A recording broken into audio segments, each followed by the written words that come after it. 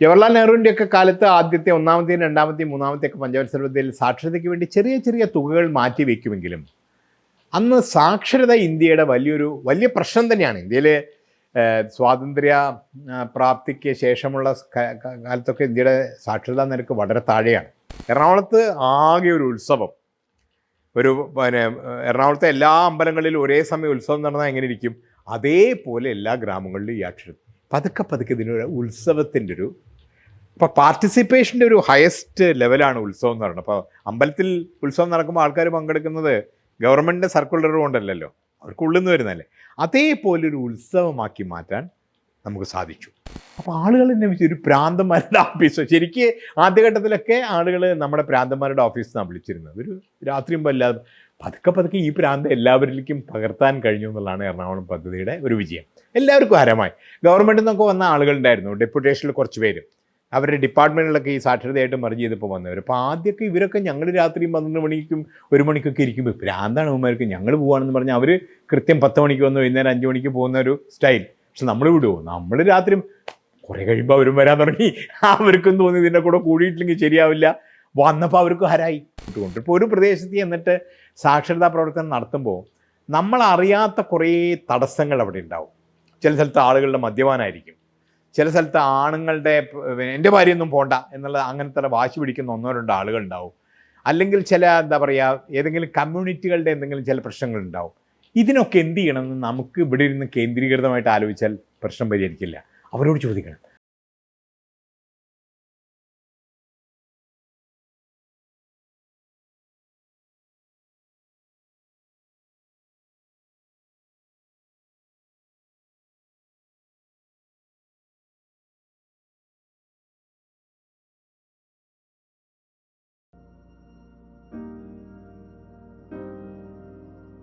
പരിഷത്തിൻ്റെ ഇടപെടലുകളിൽ വളരെ പ്രധാനപ്പെട്ട ഒന്നായിരുന്നു സാക്ഷരത.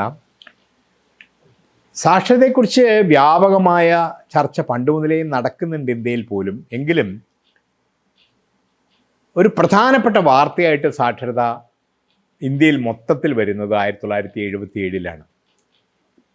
ഈ ഒന്നാമത്തെ ജനതാ ഗവൺമെൻറ്റിൻ്റെ കാലത്ത്. 77-ലാണോ 78-ലാണോ? 77-ലാണെന്ന് തോന്നുന്നു. നാഷണൽ അഡൾട്ട് എഡ്യൂക്കേഷൻ പ്രോഗ്രാം എന്ന് പറഞ്ഞ് കേന്ദ്ര ഗവൺമെൻറ് ഒരു പദ്ധതി പ്രഖ്യാപിച്ചു. 1 കൊല്ലത്തിനകം ഇന്ത്യയിലെ മുഴുവൻ ആളുകളെയും സാക്ഷരരാക്കാനുള്ള ഒരു ദേശീയ പദ്ധതി വരുന്നു. ആദ്യമായിട്ടാണ് സാക്ഷരതയ്ക്ക് അത്രയും പ്രാധാന്യം ലഭിക്കുന്നത്.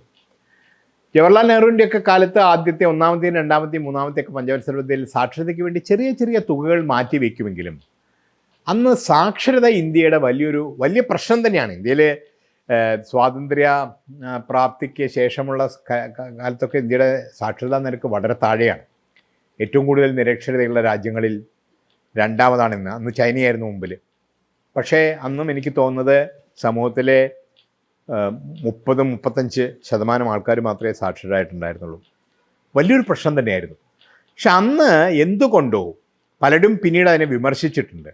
അന്നത്തെ ഗവൺമെൻറ്റുകൾ, കേന്ദ്ര ഗവൺമെൻറ്റുകൾ പ്രാഥമിക വിദ്യാഭ്യാസം വ്യാപിപ്പിക്കുക, അതുവഴി കുട്ടികൾ എല്ലാവരും സാക്ഷരരായി വരുമ്പോൾ പതുക്കെ നമ്മുടെ രാജ്യമാകെ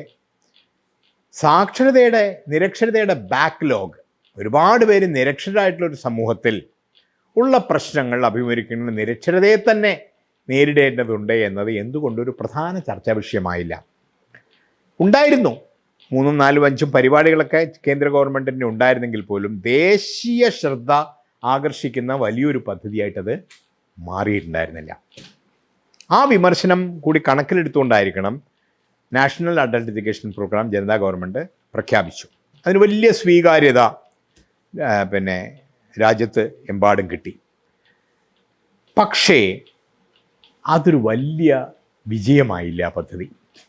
അതിനെന്താ കാരണം വെച്ചാൽ അതുവരെ സാക്ഷരതാ പരിപാടികൾ നടപ്പാക്കിയിരുന്ന രീതിയിൽ വന്നിട്ടുള്ള പെശകുകളും തകരാറുകളും കണക്കിലെടുത്തുകൊണ്ടല്ല ആ പദ്ധതി ആവിഷ്കരിക്കപ്പെട്ടത്. അതൊരു കേന്ദ്രീകൃത പരിപാടിയായിരുന്നു. ആ പദ്ധതി നടപ്പാക്കുന്നത് കേന്ദ്രത്തിൻ്റെ അഡൾട്ട് എഡ്യൂക്കേഷൻ ഡിപ്പാർട്ട്മെൻറ്റ്, കേന്ദ്രീകൃതമായൊരു സംവിധാനം, ഗ്രാമങ്ങളിൽ ഒക്കെ നിരക്ഷരായിട്ടുള്ള ആൾക്കാർ ഒരുമിച്ച് വന്നിരിക്കുന്ന ഒരു കേന്ദ്രം, സെൻറ്റർ ബേസ്ഡ് അപ്രോച്ച്. അവിടെ ഒരു ഇൻസ്ട്രക്ടർ വന്ന് പഠിപ്പിക്കുക, അവർക്കുള്ള പരിശീലനം കേന്ദ്രീയ തലത്തിൽ കൊടുക്കുക, അങ്ങനെയൊക്കെയായിരുന്നു എൻ്റെ വലിയ സ്വപ്നങ്ങളോടുകൂടിയൊക്കെയാണ് വന്നതെങ്കിലും അത് പരാജയമായിരുന്നു. വലിയ തോതിൽ അതിന് മുന്നോട്ട് പോകാൻ കഴിഞ്ഞില്ല. ആ ഘട്ടത്തിൽ എല്ലാ സംസ്ഥാനങ്ങളിലുള്ള വളണ്ടറി ഏജൻസികളോടും സന്നദ്ധ സംഘടനകളൊക്കെ സാക്ഷരതാ പ്രവർത്തനത്തിൽ ഇടപെടാൻ സ്വാഗതം ചെയ്തുകൊണ്ടുള്ള ചില അനൗൺസ്മെൻറ്റുകളൊക്കെ ഉണ്ടായിരുന്നു. അക്കാലത്താണ് പരിഷത്തും ഔപചാരികമായിട്ട് സാക്ഷരതയായിട്ട് ബന്ധപ്പെടുന്നത്. പരിഷത്ത് അതിനു മുമ്പ് തന്നെ അനൗപചാരിക വിദ്യാഭ്യാസ പ്രവർത്തനത്തിന് ചില പ്രവർത്തനങ്ങളൊക്കെ ആരംഭിച്ചിരുന്നു, ഈ ജനങ്ങൾക്ക് വേണ്ടി ശാസ്ത്ര ക്ലാസ്സുകളൊക്കെ. അപ്പോൾ അങ്ങനെ പോകുന്ന സമയത്ത് ഗ്രാമപ്രദേശങ്ങളിലൊക്കെ ജനങ്ങളുടെ നിരക്ഷരത ഒരു പ്രശ്നമാണ് നമുക്ക് മനസ്സിലായിരുന്നു. എന്തുകൊണ്ട് നമുക്കും ഒരു സാക്ഷരതാ പരിപാടി ആവിഷ്കരിച്ചുകൂടാ എന്നൊക്കെ നമ്മൾ ആലോചിച്ചിരുന്നു.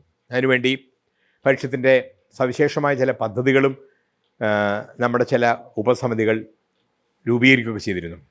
ഒരു മിലിറ്ററി മോഡൽ, ഒരു കമാൻഡൻ്റ് ഒക്കെ വെച്ച് അങ്ങനെയൊക്കെ ഒരു മോഡലൊക്കെ നമ്മൾ ഉണ്ടാക്കി. ഒ.പി. രാമൻ എന്ന് പറഞ്ഞ ഒരു പരിഷത്ത് പ്രവർത്തകൻ്റെ നേതൃത്വത്തിൽ.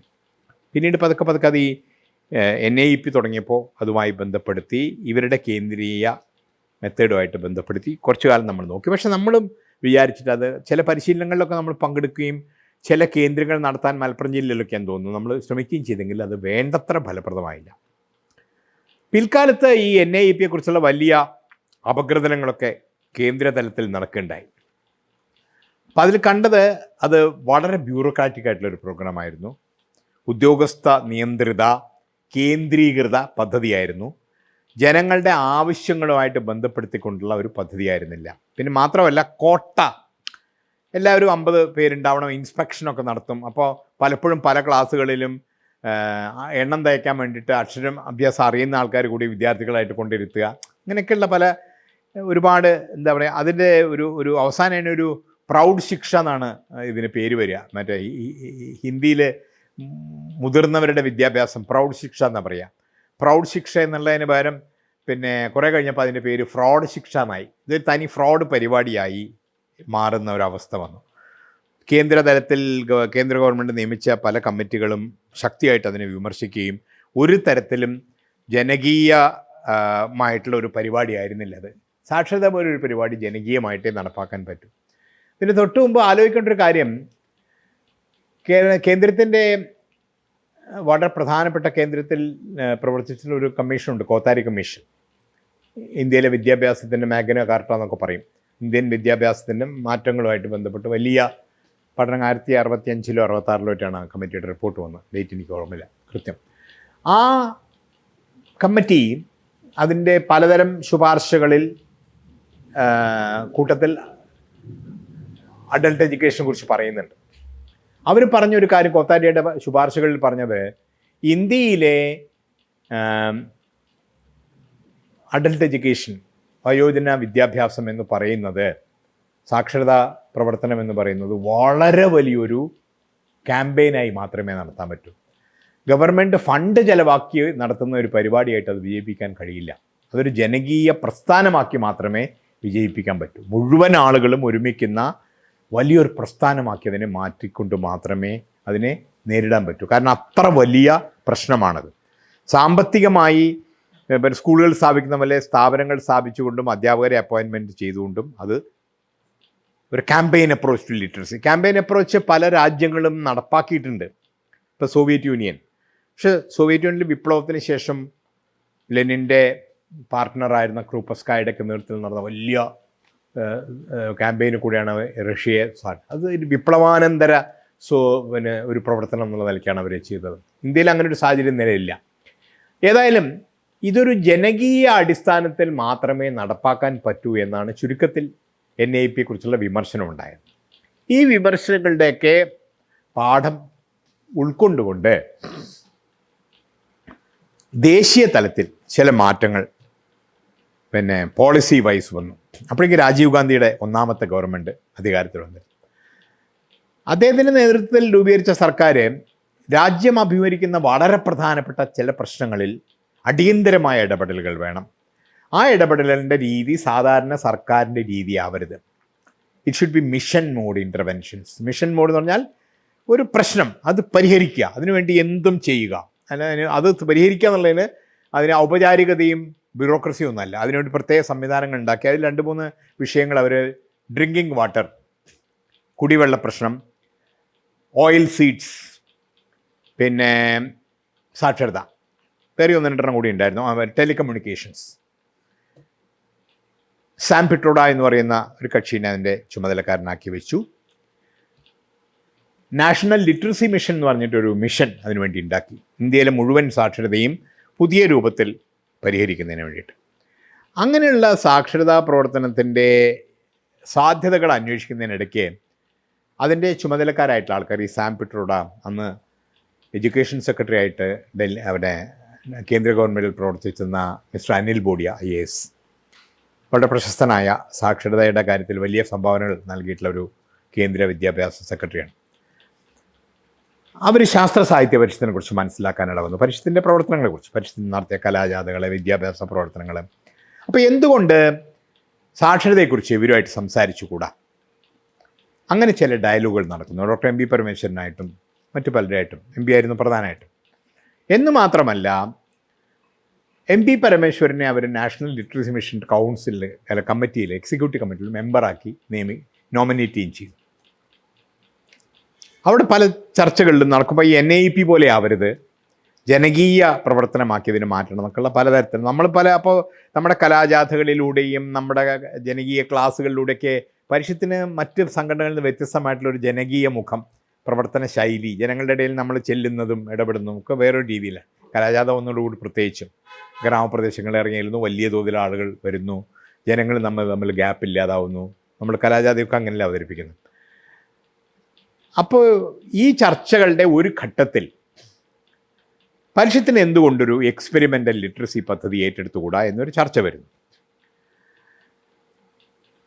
ആ ചർച്ച കേരളത്തിൻ്റെ കോണ്ടസ്റ്റിലേക്ക് നമ്മളിങ്ങനെ പരിഷത്തുകാരുടെ ഇടയിലൊക്കെ ചർച്ച ചെയ്ത് MP പരമേശ്വരൻ അവിടെ നടത്തിയ ചർച്ച പരിഷത്തിലെത്തിക്കുന്നു, ഞങ്ങളിവിടെ ചർച്ച ചെയ്യാൻ തുടങ്ങുന്നു. അപ്പോൾ നമുക്ക് വളരെ വിശേഷപ്പെട്ട ഒരു സാധ്യത നമ്മുടെ മനസ്സിൽ വരുന്നു. എറണാകുളം ജില്ല അന്നും കേരളത്തിൽ സാക്ഷരതയുടെ മുന്നിൽ നിൽക്കുന്ന ജില്ല, എങ്കിലും അവിടെ നിരക്ഷരത കുറേ ഉണ്ട്. എറണാകുളം ജില്ലയുടെ കലക്ടറായിട്ട് പ്രവർത്തിച്ചിരുന്നത് രാജൻ എന്ന് പറയുന്ന കലക്ടറാണ്, KR രാജൻ. ഇദ്ദേഹം നമ്മുടെ പരിഷത്തിനായിട്ട് വളരെ അടുപ്പമുള്ള ആളാണ്, പരിഷത്തിൻ്റെ പഴയ വൈസ് പ്രസിഡന്റുമാരിൽ ഒരാൾ. അപ്പോൾ പരിഷത്തിൻ്റെ കാര്യങ്ങളൊക്കെ അദ്ദേഹത്തിന് അറിയാം. അപ്പോൾ ഞങ്ങൾ കുറച്ച് പേര് രാജൻ സാറിന് ചോദിച്ചു, രാജൻ സാർ ഇങ്ങനെ MP പരമേശ്വരൻ NLMൽ എത്തിയിട്ടുണ്ട്, നമുക്ക് എന്തുകൊണ്ട് ലിറ്ററസിയുടെ ഒരു പദ്ധതി എറണാകുളത്ത് ആലോചിച്ചുകൂടാം?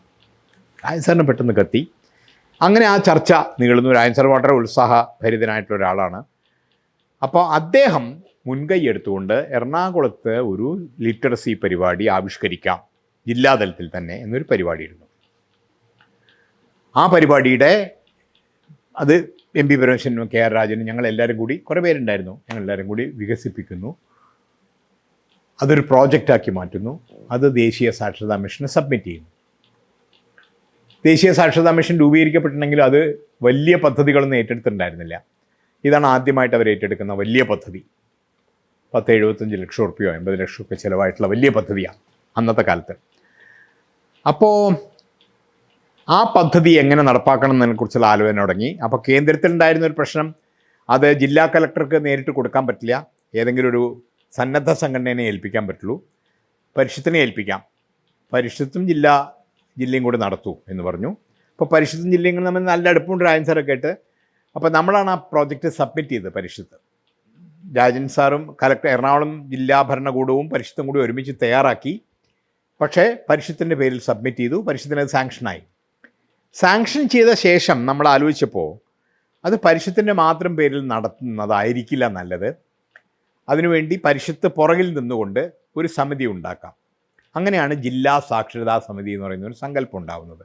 ഇപ്പോൾ ഇന്ത്യയിലെ ആദ്യത്തെ ജില്ലാ സാക്ഷരതാ സമിതി എറണാകുളത്ത് രൂപീകരിക്കപ്പെടുന്നു. അതിൻ്റെ ചെയർമാനായിട്ട് VR കൃഷ്ണയ്യര്, അതിൻ്റെ കൺവീനറായിട്ട് പിന്നെ ജില്ലാ കലക്ടർ രാജൻ സാർ, ഞങ്ങളെല്ലാവരും എൻ്റെ മെമ്പർമാരൊക്കെ ആയിട്ടുള്ളൊരു അപ്പോൾ നമ്മൾ ജില്ലാ സാക്ഷരതാ സമിതിയെ നമ്മളെങ്ങനെ ചെയ്തെച്ചാൽ, സാക്ഷരതയിൽ താല്പര്യമുള്ള എല്ലാത്തരം വോളണ്ടറി ഓർഗനൈസേഷൻസും വ്യക്തികളും ഒക്കെ പങ്കെടുക്കുന്ന ഒരു പരിപാടി, വലിയൊരു ക്യാമ്പയിൻ. അതിൽ ഏറ്റവും പ്രധാനപ്പെട്ട ഭാഗമെന്ന് പറയുന്നത് സാക്ഷരത എത്ര പ്രധാനമാണ്, എന്തുകൊണ്ട് പ്രധാനമാണെന്ന് ജനങ്ങളെ ബോധ്യപ്പെടുത്തൽ, എൻവയറമെൻറ്റ് ക്രിയേഷൻ. കാരണം ഇത് ഓൾറെഡി നേരത്തെ നടന്ന സാക്ഷരതയുടെയൊക്കെ ഫലമായിട്ട് ഇതൊരു ഫ്രോഡ് പരിപാടിയാണെന്ന് ജനങ്ങൾ ധരിച്ചുകൊണ്ടിരിക്കുകയല്ലേ. ആ വിചാരത്തിലങ്ങ് മാറ്റണം. കുറച്ച് അക്ഷരം അറിയാത്ത ആൾക്കാരും ഏതെങ്കിലും ഒരാളും കൂടി രഹസ്യമായി നടത്തേണ്ടുന്ന ഒരു പരിപാടിയല്ല. ഇത് മുഴുവൻ സമൂഹവും ഏറ്റെടുക്കുന്ന ഒരു പരിപാടിയായിരിക്കും, എല്ലാവരുടെയും പരിപാടിയായി മാറും. കാരണം നമ്മുടെ നാട്ടിലൊരു ഒരു ഒരു ഒരു എന്താ പറയുക, ഏറെക്കുറെ ഒരു അസുഖം ബാധിച്ച പോലെ തന്നെ ഒരുപാട് പേർക്ക് അവസരം ലഭിച്ചിട്ടില്ല പഠിക്കാൻ. അവർക്ക് അവസരം കൊടുക്കുന്ന ഒരു പരിപാടിയല്ലേ. അപ്പോൾ കുട്ടികളെ പഠിപ്പിക്കുന്ന ഇത് എത്ര പ്രധാനമാണോ അതിലും പ്രധാനപ്പെട്ടൊരു കാര്യമാണ് അവരുടെ അച്ഛനമ്മമാരെ പഠിക്കുക. അപ്പോൾ ആ ഒരു അർത്ഥത്തിൽ ഗവൺമെൻറ്റിൻ്റെ മുഴുവൻ മിഷനറിയും ഇതിനുവേണ്ടി പറയാം. അത് പോലീസ്, വനം വകുപ്പ് എന്നൊന്നുള്ള യാതൊരു വ്യത്യാസമില്ല. എല്ലാവരും ഗവൺമെൻറ്റിൻ്റെ എല്ലാ വിഭാഗവും ഇതിനകത്ത് ഉൾപ്പെടും. അതിൽ യാതൊരു വ്യത്യാസമില്ല. കളക്ടറുടെ കീഴിലുള്ള എല്ലാ വകുപ്പും, സന്നദ്ധ സംഘടനകളെല്ലാവരും പങ്കെടുക്കും. അത് ശാസ്ത്ര സംഘടന, സാക്ഷരതാ സംഘടന, വിദ്യാഭ്യാസ സംഘടന, അങ്ങനെ ട്രേഡ് യൂണിയൻ, ആർക്കൊക്കെ ഇതിൽ താല്പര്യമുണ്ടോ വ്യാപകമായ പ്രചരണം നടത്തും. എല്ലാവരുടെയും പരിപാടിയാക്കും. ഇത് പിന്നെ ഓഫീസിൽ ജോലി ചെയ്യുന്നവർക്കും കോളേജിൽ പഠിപ്പിക്കുന്നവർക്കും ഒക്കെ ഇതിൽ പങ്കെടുക്കാം, ഏതെങ്കിലും ഒരു തരത്തിൽ. പിന്നെ എങ്ങനെ അവരെ പങ്കെടുപ്പിക്കാം? അപ്പോൾ അതിന് പല വിധത്തിലുള്ള പരിപാടികൾ നമ്മൾ ആസൂത്രണം ചെയ്തു. വ്യാപകമായി സാക്ഷരതാ ജാഥകൾ, ഗ്രാമങ്ങൾ തോറും ജാഥകൾ, പാട്ടുകൾ, മുദ്രാവാക്യങ്ങൾ, കലാജാഥകൾ, അക്ഷര കലാജാഥ എന്ന് പറഞ്ഞ് ഈ അക്ഷരത്തിൻ്റെ പ്രാധാന്യം വിശദീകരിച്ചുകൊണ്ടുള്ള, സാക്ഷരതയുടെ പ്രാധാന്യം വിശദീകരിക്കുന്ന, സാക്ഷരതയ്ക്ക് ജീവിതമായിട്ടുള്ള ബന്ധം, സാക്ഷരതയ്ക്ക് സ്ത്രീ സ്വാതന്ത്ര്യമായിട്ടുള്ള ബന്ധം, സാക്ഷരതയ്ക്ക് ആരോഗ്യമായിട്ടുള്ള ബന്ധം, അങ്ങനെ പറയുമ്പോഴേ ആൾക്കാർക്ക് ഇത് വെറും അക്ഷരം പഠിക്കൽ മാത്രമല്ല, അക്ഷരത്തിനപ്പുറം. അപ്പോൾ വ്യാപകമായിട്ടുള്ള എൻവയറമെൻറ്റ് ക്യാമ്പയിൻ നടത്തിക്കൊണ്ട് ഒരു 3-4 മാസം അതിന് ചിലവാക്കി ആ ഒരു മണ്ണ് പദം വരുത്തിയ ശേഷം എത്തിയ വ്യാപകമായിട്ട് പരിശീലനം നടത്തുക, വ്യത്യസ്തമായൊരു പാഠപുസ്തകം ഉണ്ടാക്കുക. ക്ലാസ്സിൽ പഠിപ്പിക്കുന്ന മുഴുവൻ സന്നദ്ധ സേവകരായിരിക്കും, ആർക്കും പൈസ കൊടുക്കില്ല. അതിന് താല്പര്യമുള്ള ആൾക്കാരെ നമ്മൾ റിക്രൂട്ട് ചെയ്യും. അതിന് നമ്മൾ ഈ ക്യാമ്പയിന് ശേഷം മുതിർന്ന ആളുകളെ നമ്മുടെ കൂട്ടത്തിൽ പഠിക്കാൻ അവസരം കിട്ടിയിട്ടില്ലാത്ത നമ്മുടെയൊക്കെ തന്നെ അച്ഛനമ്മമാരും മുത്തശ്ശന്മാരൊക്കെ ആയിട്ട് പഠിപ്പിക്കാൻ നിങ്ങൾ സന്നദ്ധരാവണം. നിങ്ങൾക്ക് കോളേജ് വിദ്യാർത്ഥിയാവാം, പിന്നെ ഒരു സാമാന്യ വിദ്യാഭ്യാസമുള്ള ആർക്കും അവർക്ക് പരിശീലനം നമ്മൾ കൊടുക്കും. അങ്ങനെ ഒരു ക്യാമ്പയിനാക്കി മാറ്റി നമ്മൾ ഉദ്ദേശിക്കുന്നതിനേക്കാൾ വളരെ കൂടുതൽ ആൾക്കാർ പിന്നെ തയ്യാറായി. ഏതാണ്ട് നമുക്ക് വേണ്ടിയിരുന്നത് ഏതാണ്ട് 10,000-8,000 ആൾക്കാരാണ്. 10,000-20,000 ആൾക്കാർ രജിസ്റ്റർ ചെയ്തു. നല്ല ചെറുപ്പക്കാരായിട്ടുള്ള ആൾക്കാർ, സ്ത്രീകൾ ധാരാളം. പിന്നെ അവർക്ക് പരിശീലനം നൽകാൻ അപ്പോൾ അതിന് മാസ്റ്റർ ട്രെയിനർമാരെ കണ്ടുപിടിച്ചു. എല്ലാ വാർഡുകളിലും പരിശീലനം. അപ്പോൾ പരിശീലനം എങ്ങനെയാണ്? പരിശീലനം ഒരുപാട് പൈസയൊന്നുമില്ല, കുറച്ച് പൈസയെ കിട്ടിയിട്ടുള്ളൂ. പരിശീലനം നമ്മൾ പറഞ്ഞു നാട്ടുകാർ നടത്തുന്ന പരിശീലനം. 2-3 ദിവസം പരിശീലനം ഉണ്ടാവും. പരിശീലനത്തിന് ആവശ്യമായ ശാപ്പാട് കൊടുക്കൽ, അവിടുത്തെ സ്വാഗതം ഉണ്ടാക്കൽ. ആ ആൾക്കാർ ചിലർ മത്തങ്ങ കൊണ്ടുവരാൻ തുടങ്ങി, ചിലർ ചോറ് അരി ഉണ്ടാക്കാൻ തുടങ്ങി. സ്ത്രീകൾ വന്ന് പിന്നെ പാചകത്തിൻ്റെ ചുമതല അവർ ഏറ്റെടുത്തു, അവർ വിളമ്പും. അപ്പോൾ ആ ട്രെയിനിങ് പ്രോഗ്രാമൊക്കെ ഒരേ സമയത്താണ് എല്ലാ ഗ്രാമങ്ങളിലും നടക്കുന്നത്. എറണാകുളത്ത് ആകെ ഒരു ഉത്സവം, എറണാകുളത്തെ എല്ലാ അമ്പലങ്ങളിലും ഒരേ സമയം ഉത്സവം നടന്നാൽ എങ്ങനെ ഇരിക്കും? അതേപോലെ എല്ലാ ഗ്രാമങ്ങളിലും ഈ അക്ഷരം പതുക്കെ ഇതിനൊരു ഉത്സവത്തിൻ്റെ ഇപ്പോൾ പാർട്ടിസിപ്പേഷൻ്റെ ഒരു ഹയസ്റ്റ് ലെവലാണ് ഉത്സവം എന്ന് പറയുന്നത്. അപ്പോൾ അമ്പലത്തിൽ ഉത്സവം നടക്കുമ്പോൾ ആൾക്കാർ പങ്കെടുക്കുന്നത് ഗവൺമെൻറ്റിൻ്റെ സർക്കുലർ കൊണ്ടല്ലല്ലോ, അവർക്കുള്ളിൽ നിന്ന് വരുന്നതല്ലേ. അതേപോലൊരു ഉത്സവമാക്കി മാറ്റാൻ നമുക്ക് സാധിച്ചു. ആളുകൾ വലിയ തോതിൽ.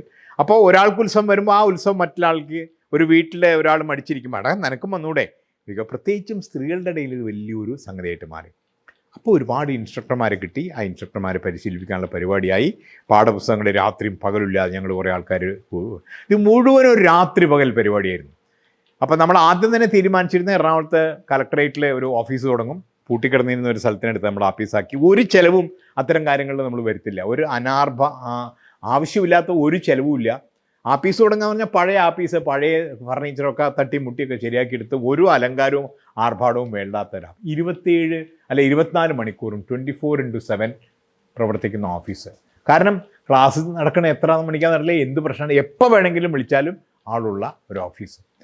അപ്പോൾ ആളുകൾ എന്നെ ഒരു പ്രാന്തന്മാരുടെ ഓഫീസ്. ശരിക്ക് ആദ്യഘട്ടത്തിലൊക്കെ ആളുകൾ നമ്മുടെ പ്രാന്തന്മാരുടെ ഓഫീസിനാണ് വിളിച്ചിരുന്നത്. ഒരു രാത്രിയും അല്ലാതെ പതുക്കെ ഈ പ്രാന്തം എല്ലാവരിലേക്കും പകർത്താൻ കഴിഞ്ഞു എന്നുള്ളതാണ് എറണാകുളം പദ്ധതിയുടെ ഒരു വിജയം. എല്ലാവർക്കും ഹരമായി. ഗവൺമെൻറ്റിൽ നിന്നൊക്കെ വന്ന ആളുകളുണ്ടായിരുന്നു, ഡെപ്യൂട്ടേഷനിൽ കുറച്ച് പേര്. അവരുടെ ഡിപ്പാർട്ട്മെൻറ്റിലൊക്കെ ഈ സാക്ഷരതയായിട്ട് മെർജ് ചെയ്തപ്പോൾ വന്നവർ. അപ്പോൾ ആദ്യമൊക്കെ ഇവരൊക്കെ ഞങ്ങൾ രാത്രി 12 മണിക്കും 1 മണിക്കൊക്കെ ഇരിക്കുമ്പോൾ പ്രാന്താണ് അവന്മാർക്ക്, ഞങ്ങൾ പോവുകയാണെന്ന് പറഞ്ഞാൽ അവർ കൃത്യം 10 മണിക്ക് വന്ന് വൈകുന്നേരം 5 മണിക്ക് പോകുന്ന ഒരു സ്റ്റൈൽ. പക്ഷെ നമ്മൾ വിടുമോ? നമ്മൾ രാത്രി കുറേ കഴിയുമ്പോൾ അവരും വരാൻ തുടങ്ങി. അവർക്കും തോന്നി ഇതിൻ്റെ കൂടെ കൂടിയിട്ടില്ലെങ്കിൽ ശരിയാവില്ല. വന്നപ്പോൾ അവർക്ക് ഹരായി. പിന്നെ പണിയെടുക്കുന്നത് എല്ലാത്തരം ആൾക്കാരാണ്. സാക്ഷരതയുടെ പ്രവർത്തനത്തിന് നമ്മൾ ഡെപ്യൂട്ടേഷനിൽ ആൾക്കാരെടുത്തപ്പോൾ അതിൽ പ്രൊഫസർക്ക് വരാം, ബസ് കണ്ടക്ടർക്ക് വരാം, ആർക്കും വരാം, എല്ലാം ഒരേ ഗ്രേഡിലാണ്, ആരും ഒരു വ്യത്യാസമില്ല. ജോലി ചെയ്യുന്നത് എല്ലാം ഒരു തസ്തികയില്ല. അസിസ്റ്റൻറ്റ് കോർഡിനേറ്റർ എന്ന് പറയുന്നൊരു തസ്തികയാണ്. ചിലപ്പോൾ പ്രൊഫസറായിരിക്കും അസിസ്റ്റൻറ്റ് കോർഡിനേറ്റർ, ബസ് കണ്ടക്ടർ ആയിരിക്കും, അല്ലെങ്കിൽ കോളേജ് വാദ്യാരായിരിക്കും, സ്കൂൾ വാദ്യാരായിരിക്കും. അത് തമ്മിലൊന്നും ഒരു വ്യത്യാസമില്ല. ജനങ്ങളുടെ ഇടയിലുള്ള ഇടപഴകലിലും അവരിങ്ങോട്ടുള്ളതാണ്.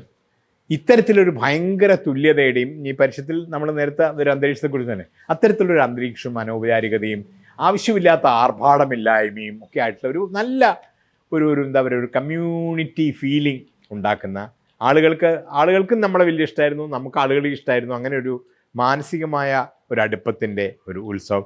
ഗവൺമെൻറ്റും നോൺ ഗവൺമെൻറ്റും തമ്മിലുള്ള വ്യത്യാസം വളരെ കുറവായിരുന്നു.